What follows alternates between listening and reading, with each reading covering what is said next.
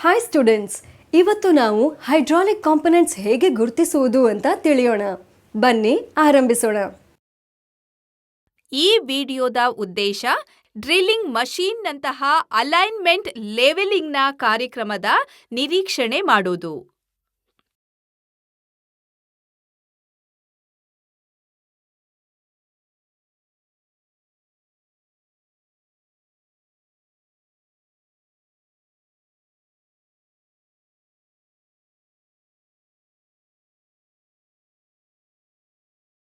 Pillar drilling ಮಷೀನ್ನ ಕೇಬಲ್ಗಳನ್ನು ಮಧ್ಯಸ್ಥಿತಿಯಲ್ಲಿ ಜೋಡಿಸಿ, machine ಅನ್ನು ಸಮತಳ ಮಾಡಲು ಎಲ್ಲ ಸ್ಪಿರಿಟ್ ಲೆವೆಲ್ ಮತ್ತು ಸೀದಾ ಮೂಲೆಯನ್ನು ಉಪಯೋಗಿಸಿ.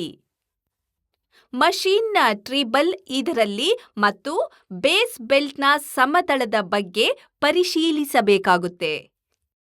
ಕಾರ್ಯಕ್ರಮ: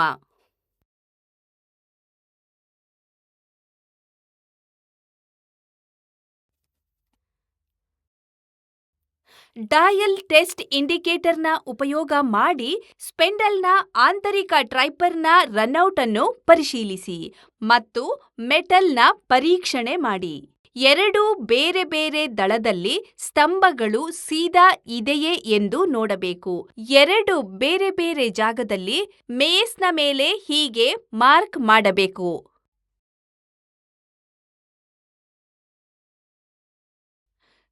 ಕೌಶಲ್ಯದ ಕ್ರಮ: ಮಷೀನ್ ಅನ್ನು ಎರಡು ಬೇರೆ ಬೇರೆ ಸ್ಥಳಗಳಲ್ಲಿ ಸಮನಾಗಿ ಇಡಬೇಕು. ಎ ಮತ್ತು ಬಿ. ಇದು ಜ್ಯಾಮಿತಿಯ ಪರೀಕ್ಷಣೆಯ ಮೊದಲೇ ಮಾಡಬೇಕಾಗುತ್ತೆ. ಅನುಮತ್ ವಿಚಲನೆ 0.03 ಪ್ರತಿ 300 ಮಿಲಿಲೀಟರ್ ಇದೆ.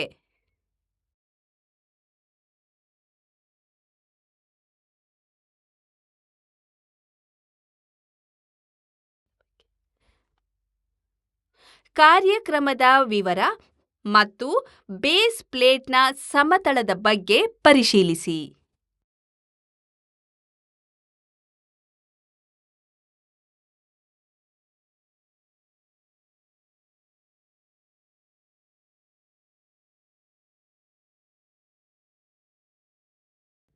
ಈ ಮಷೀನ್ ಹೀಗೆ ತಿರುಗುತ್ತಾ?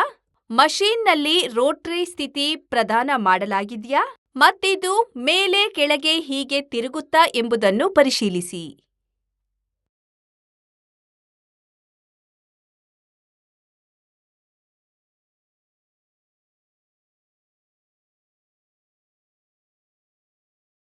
ಎರಡೂ ಸ್ಥಿತಿಯಲ್ಲಿ ಸ್ಪೆಂಡಲ್ ಆಂತರಿಕ ಟ್ರಿಪಲ್ನ ರನ್ಔಟ್ ಅನ್ನು ಪರಿಶೀಲಿಸಿ.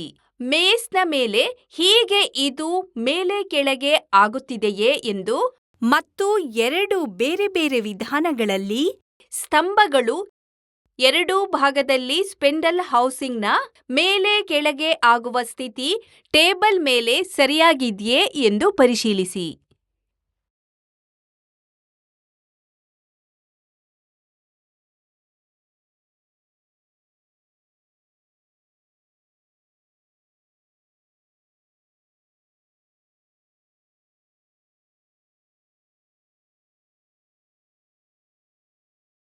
ಭಾಗಗಳನ್ನು ಅಂಟುವಂತೆ ಮಾಡುವ ಎತ್ತರದ ಸ್ಪಿಂಡಲ್ ಹೆಡ್ನ ಮಷೀನ್ಗಳ ಸ್ಪಿಂಡಲ್ ಹೆಡ್ನ ಎತ್ತರ ತಗ್ಗುಗಳ ಕ್ಷಣಕ್ಕೆ ಟೇಬಲ್ನ ಮೂಲೆ ಸರಿಯಾಗಿದೆಯೇ ಎಂದು ಪರಿಶೀಲಿಸಿ.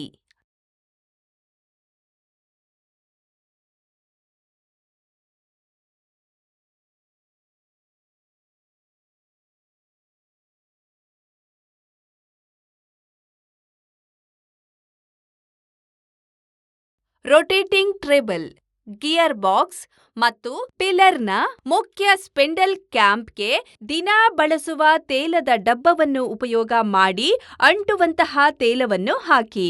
ಬನ್ನಿ, ಇಲ್ಲಿಯವರೆಗೆ ನಾವು ಏನು ಕಲಿತಿದ್ದೇವೋ ಅದನ್ನು ಬೇಗ ಪುನರಾವರ್ತಿಸೋಣ. ಟ್ರೇಬಲ್, ಸತಹ ಮತ್ತು ಬೇಸ್ ಪ್ಲೇನ್ನ ಸಫಲತೆಯ ಬಗ್ಗೆ ಪರಿಶೀಲಿಸಲು ಮಷೀನ್ ಅನ್ನು ಸಮತಳವಾಗಿಡಿ. ಸ್ಪೆಂಡಲ್ನ ಆಂತರಿಕ ಟ್ರೇಬಲ್ನ ರನ್ಔಟ್ ಅನ್ನು ಪರಿಶೀಲಿಸಿ.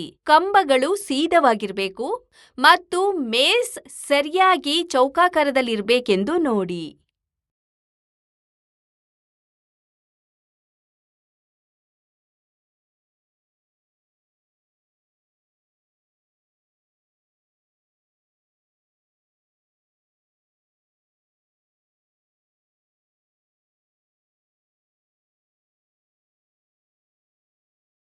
ನೀವು ಈ ವಿಡಿಯೋ ಬಗ್ಗೆ ಪೂರ್ತಿ ತಿಳಿದಿದ್ದೀರಾ ಅಂತ ನಾನು ನಂಬುತ್ತೇನೆ. ಇನ್ನೊಂದು ಎಕ್ಸೈಟಿಂಗ್ ಮತ್ತು ಇಂಟ್ರೆಸ್ಟಿಂಗ್ ವಿಡಿಯೋ ಜೊತೆ ಪುನಃ ಭೇಟಿಯಾಗೋಣ. ಅಲ್ಲಿ ತನಕ thank you and good by.